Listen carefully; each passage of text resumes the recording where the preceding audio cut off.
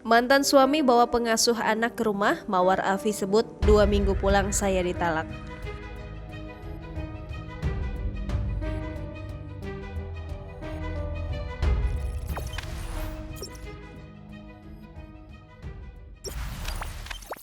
Penyanyi Mawar Afi menceritakan kronologi singkat kehadiran mantan pengasuh anaknya di rumahnya yang kini menikah dengan mantan suaminya, Steno Ricardo.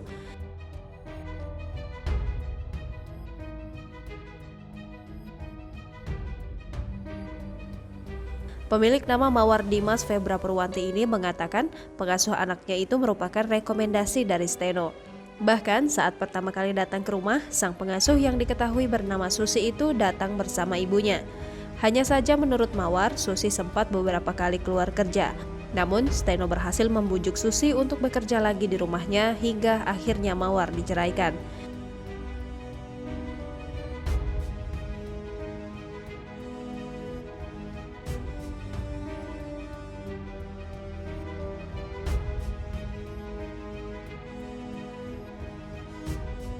Ibu 3 anak ini juga mempersilahkan Steno untuk memberikan pembelaan atas tudingan yang beredar, di mana Steno telah membantah adanya perselingkuhan tersebut. Jangan lupa subscribe, share, komen, dan like ya!